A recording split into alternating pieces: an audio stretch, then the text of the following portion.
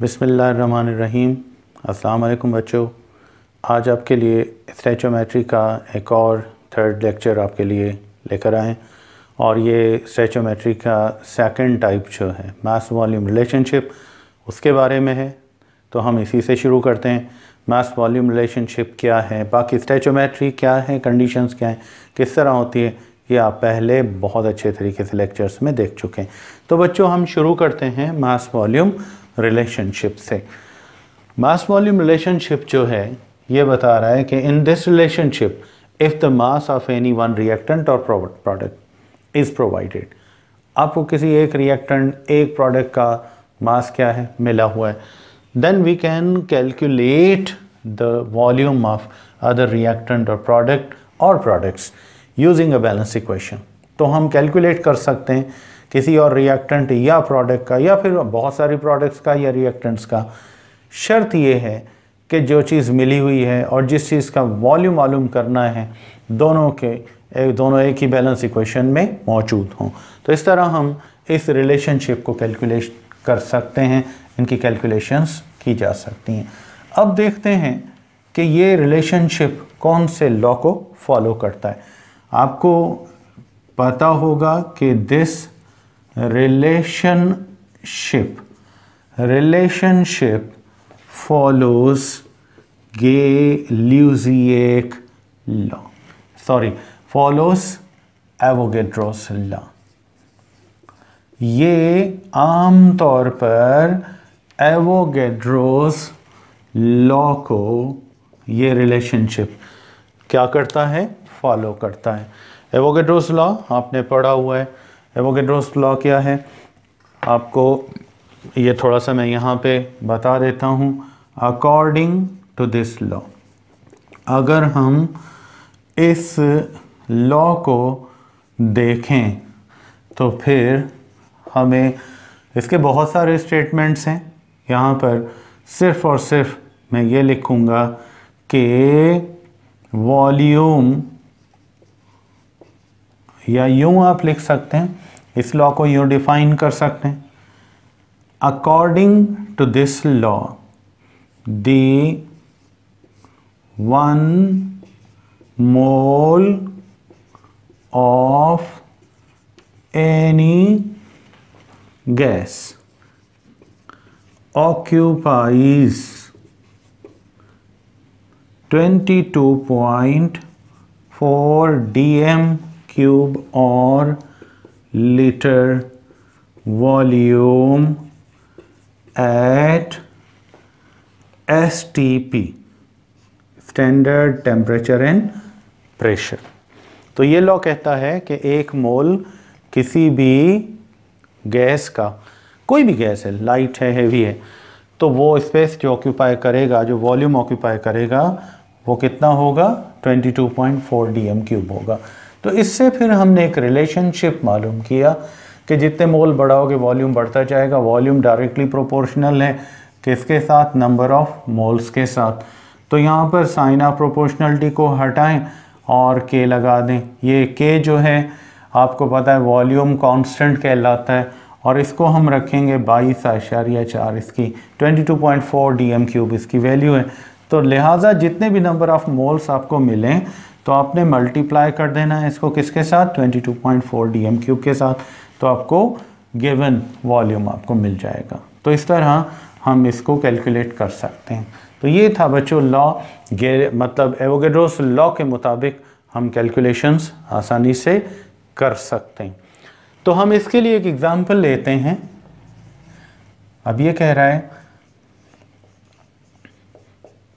What volume of CO2 and H2O are produced when, how much, when 32 grams of CH4 are combusted।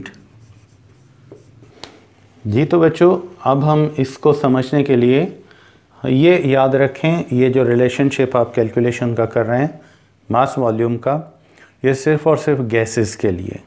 किसके लिए है? Gases के लिए। तो हम जब भी कैलकुलेशंस करेंगे वॉल्यूम की बात आएगी तो वहाँ एवोगैड्रोस लॉ जैसे भी आपने पढ़ा सिर्फ गैसेस पर अप्लाई होता है। ये लिक्विड्स के लिए 22 कितना होता है 4 22.4 क्यूबिक फीट होता है। तो वहाँ क्यूबिक फीट आप यूज़ कर सकते हैं अगर इन केस आप लिक्विड का आपको मास मिला हो, वॉल्यूम मालूम कर रहे हैं। तो वहाँ के की वैल्यू सेम होगी, लेकिन dm क्यूब की जगह आप क्यूबिक फीट रखेंगे। पर यहाँ हमने ये आम तौर पर कैलकुलेशंस जब भी करनी है गैसेस पर हम। तो चलें हम अपनी कैलकुलेशन स्टार्ट करते हैं। पहला एग्जांपल इसका रिलेशनशिप का, ये कह रहा है what volume of carbon dioxide and steam are produced when 32 grams of the methane are combusted. जब 32 ग्राम्स की कंबस्शन होगी मीथेन की तो फिर आपको कार्बन डाइऑक्साइड और स्टीम कितना मिलेगा, ये आपकी कैलकुलेशन करनी है। तो अब कैलकुलेशन आप किस तरह स्टार्ट करेंगे तो हम देखते हैं। इसमें सबसे पहले आप क्या लिखोगे, डेटा कैलकुलेट करोगे, ठीक है। तो डेटा के लिए आपको जो चीज़ मिली हुई है वो कौन सी है, this is called methane, mass of CH4 it is provided and it is equal to 32 grams. And the next one is volume of carbon dioxide, we have to calculate it. And then the next is volume of H2O means steam, it is also to be calculated. And in last you have to write down the equation. तो आपने जो मास मिला हुआ है जिनका मालूम करना है वॉल्यूम और इक्वेशन, ये डेटा में आप लिख लेंगे। तो आप इसको दोनों तरीक़ों से कर सकते हैं, ग्राम मेथड से भी आप कर सकते हैं इसको, और इसको मोल मेथड से भी आप कर सकते हैं। तो हम सबसे पहले क्या करेंगे, इसका बेहतर मेथड जो है वो मोल मेथड है। आप ग्राम से भी कर सकते हैं, कोई हर्ज नहीं है। तो सबसे पहले इन केस अगर आप अप्लाई करते हैं क्या, मोल मेथड। कौन सा मेथड अप्लाई करते हैं, मोल मेथड अगर आप अप्लाई करते हैं तो इसमें आपको सबसे पहले नंबर ऑफ़ मोल्स निकालने पड़ेंगे और फार्मूला आपको आता है मास इन ग्राम्स। कितना मिला हुआ था 34 और मोलर मास था 16। तो आपने सबसे पहले नंबर ऑफ़ मोल्स निकाल लिए, ठीक है। जितना भी मास आपको ग्राम्स में मिलेगा उसके आपने नंबर ऑफ़ मोल्स निकाल लेने। ये मोल मेथड का आमतौर पर पहला स्टेप होता है। अब चलते हैं इक्वेशन की तरफ। पहले आप किसी एक का वॉल्यूम निकालना चाहते हैं तो जो मिला हुआ है और जो मालूम करना है इनका रिलेशनशिप इक्वेशन में। इक्वेशन कह रही है कि इन केस इसके अगर आप इसका 1 मोल उठाते हैं तो इसका भी 1 मोल बनता है। कितने मोल्स बनते हैं, 1 mole. It means the equal number of moles are produced by taking equal moles of the methane. Methane के जितने मोल उठाओगे कार्बन डाइऑक्साइड के मोल भी उतने प्रोड्यूस होंगे। तो हम कह सकते हैं अगर ये हाफ उठाएंगे तो ये भी हाफ, अगर ये 2 उठाएंगे तो ये भी 2 मोल्स। तो हमने कितने उठाने, 2 मोल्स। तो हमें ये कितना मिलेगा, 2 मोल्स ही मिलेगा। इक्वेशन अब आपने याद रखनी, आपके पास रफ में होनी चाहिए। तो हम यहाँ कैलकुलेशन में लिखेंगे according to balanced equation. According to balanced equation, हम बैलेंस्ड इक्वेशन को फॉलो करते हुए ये बता सकते हैं कि 1 मोल ऑफ किसका, CH4 का, ये प्रोड्यूस कर रहा है कितना, 1 मोल किसका प्रोड्यूस कर रहा है, कार्बन डाइऑक्साइड का। नज़र आ रहा होगा आपको बोर्ड पे, मैं आगे इसको नहीं लेके जा रहा। तो इन केस अगर हम जितने इसके उठाएं तो 2 मोल्स उठाते हैं तो ये भी 1 × 2, इससे मल्टीप्लाई और इससे आप डिवाइड करेंगे। आंसर आपको कितना मिल गया, 2 मोल्स मिल गया। तो यहाँ पर आपने 2 मोल्स तो कैलकुलेट कर लिए, लेकिन बच्चों 2 मोल्स काफ़ी नहीं है। हमें एक्चुअली डेटा में पूछा गया है कि वॉल्यूम कितना होगा। तो लिहाजा अब क्या करोगे, and last we have to calculate the volume. तो जब नंबर ऑफ मोल्स निकाल लो तो वॉल्यूम कैसे कैलकुलेट करोगे। अभी आपको फार्मूला बताया था, कौन सा याद है आपको, एवोगैड्रोस लॉ का। तो वो बराबर होता है volume is equal to number of moles into, sorry सबसे पहले हम यहाँ कांस्टेंट रखेंगे, वॉल्यूम कांस्टेंट याद है आपको, इनटू नंबर ऑफ मोल्स। अब K की वैल्यू तो आपको पता है 22 पॉइंट कितनी होती है 4। तो यहाँ पर हमने वॉल्यूम ऑफ कार्बन डाइऑक्साइड मालूम करना है 22.4, n नंबर ऑफ मोल्स को बता रहा है। यहाँ n की वैल्यू आपने कितनी बताई है 2, तो आपने रखा ये हो गया 44.8 dm³ भी लिख सकते हैं, या फिर आप इसको लीटर्स लिखते हैं तब भी ठीक है। तो हमने इन केस 32 ग्राम्स उठाए किसके CH4 के, तो फिर हमें कितनी अमाउंट मिलेगी बच्चों कार्बन डाइऑक्साइड की, दैट विल बी 44.8 होगी। तो ये है बच्चों कैलकुलेशन, एक हो गया। अब आते हैं सेकंड की इक्वेशन। देखो इक्वेशन में आपको मिला हुआ है कि इन केस अगर हम यहाँ देखें तो CH4 का 1 मोल 2 मोल ऑक्सीजन के बच्चों, 1 मोल कार्बन डाइऑक्साइड का, और 2 मोल्स में भी मैंने 1 लिखा हो शायद, इसको आप चेक कर लीजिएगा। 2 मोल्स बनेंगे किसके, स्टीम के। तो यहाँ हम वही लिखेंगे कि 1 मोल किसका, CH4 का, ये क्या कर रहा है, प्रोड्यूसेस हाउ मच, ये प्रोड्यूस कर रहा है 2 मोल्स किसके, ऑफ H2O, मतलब स्टीम के प्रोड्यूस कर रहा है। किसके मोल्स प्रोड्यूस कर रहा है, स्टीम के। तो इन केस अगर हम यहाँ पर यानी डबल बना रहे हैं, तो हम मीथेन के 32 ग्राम मतलब 2 मोल्स उठाते हैं, तो 2 × 2 डिवाइडेड बाय 1 वैसे कोई कंसेप्ट नहीं है, इससे हम डिवाइड करते हैं कुछ भी नहीं होता, सेम रहता है। तो ये बन गया 4 मोल्स। कितना आंसर आ गया आपका, 4 मोल्स का आ गया। अब वही फार्मूला आप अप्लाई करोगे, volume is equal K × n number of moles. यहाँ पर नंबर ऑफ मोल्स आप चेंज कर दोगे स्टीम के लिए, H2O के लिए कितना बच्चों कर दोगे 4। तो अब यहाँ पर आपने इसको 4 कर दिया। जब आपने 4 कर दिया तो अब ये बन गया डबल वॉल्यूम, तो ये आपका हो जाएगा 89 कितना 6 dm³ और लीटर्स। तो इस तरह मोल मेथड से जब भी आप हल करना चाहें तो आप क्या करेंगे, पहले ग्राम्स को मोल्स में चेंज करो, फिर आप अप्लाई करो, फिर उसके इक्वेशंस का रिलेशन देखो, कैलकुलेट करो, फिर आखिर में जितने नंबर ऑफ मोल्स आ जाएं उसको आप 22.4 से क्या कर दो बच्चों, मल्टीप्लाई, आपको वॉल्यूम मिल जाएगा। अब आते हैं सेकंड मेथड, इसको आप क्या कहते हैं, मास मेथड। इसको हम दूसरा नाम ग्राम मेथड भी देते हैं। अब ग्राम मेथड में डेटा आपकी सेम होगी जो आपके पास लिखी हुई है, पहले आपको बताया था ना, वही है। आपके कितने अमाउंट है ग्राम्स में जी, अमाउंट आपके ग्राम्स में जो थी 32 ग्राम्स थी, तो यही मिला हुआ, वॉल्यूम निकालना है। तो यहाँ पर भी हम सिर्फ मैसेज लिखेंगे। देखो ये है 16 ग्राम्स और ऑक्सीजन कितना है 64 ग्राम्स, ठीक है। और कार्बन डाइऑक्साइड कितनी प्रोड्यूस हो रही है 44 ग्राम्स, और H2O कितना प्रोड्यूस हो रहा है 36 ग्राम्स। कहीं अगर एरर हो तो ज़रूर आपने मेंशन करना है। तो बच्चों इक्वेशन बता रही है कि अगर इसके हम 16 ग्राम्स उठाते हैं तो इसके कितने बनते हैं, कार्बन डाइऑक्साइड के 44 ग्राम्स बनते हैं। तो जो अगर इसके ग्राम्स डबल करोगे तो इसके भी जितने भी हैं वो डबल हो जाएंगे, और इसके तो ऑलरेडी डबल हैं। अब ये अगर डबल होगी तो ये अमाउंट अब इस हिसाब से ये डबल हो जाएगी। तो हमने अगर इनके 16 ग्राम्स उठाया तो ये 44 है, तो 16 को डबल किया 32, तो फिर इस हिसाब से हमारे वो कितने बनने चाहिए 88 ग्राम्स बननी चाहिए। फिर यहाँ पर भी आप वही तरीका करेंगे कैलकुलेशन का, वर्बली भी आप कर सकते हैं, लेकिन अगर आप बैलेंस्ड इक्वेशन के हिसाब से करना चाहें तो अकॉर्डिंग टू बैलेंस्ड इक्वेशन, हमने बैलेंस्ड इक्वेशन को जब देखा तो वो ये बता रही है कि 16 ग्राम्स अगर आपने लिए किसके CH4 के, तो ये बच्चों प्रोड्यूस करेगा कितना 44 ग्राम्स प्रोड्यूस करेगा किसके, कार्बन डाइऑक्साइड के।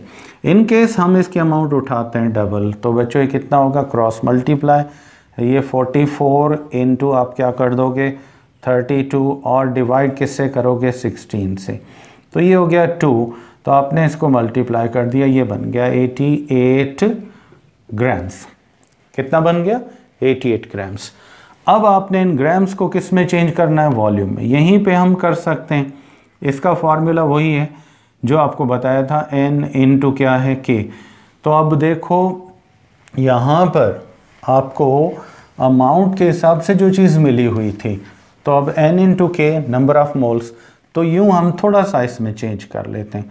जैसा कि आपको पता है नंबर ऑफ मोल कैसे निकालते हो, मास इन ग्राम्स रखा, ठीक है, डिवाइड किया किससे? मोलर मास से, इससे करोगे इनटू 22.4, ये वाला फार्मूला सेम हो गया, बस नंबर ऑफ मोल इसके इक्विवेलेंट हो गया। तो बच्चों हम यहाँ पर इसको देखते हैं, तो हमें मास इन ग्राम्स कितना मिला हुआ है? 88। मोलर मास कार्बन डाइऑक्साइड का कितना है? 44। तो ये हो गया, और उसके बाद अब इसको मल्टीप्लाई करेंगे 22.4 dm³ से, तो 44 डिवाइड कर रहा है इसको 2 से, तो हमें अमाउंट कितनी मिली? करोगे ये हो जाएगा 8, और उसके बाद 2 इंटू 2 4 44 dm³, 44.8 dm³ या फिर 44.8 लीटर्स। ये आपकी कैलकुलेशन हो गई। इस तरीके से हमने कार्बन डाइऑक्साइड का जो वॉल्यूम कैलकुलेट किया, वो एग्जैक्टली बच्चों कितना आ रहा है? That is goes up to 44.8 dm³ when we take the amount of CH4 as 32 grams। तो बच्चों इस तरह आपने पहले मास निकाला, फिर उसको मल्टीप्लाई किया, तो ये आपका आंसर आ जाएगा। अब मालूम करनी है आपको H2O, तो ये है 36 ग्राम्स, ये था 44 ग्राम्स, ठीक है, और ये था 64 ग्राम्स।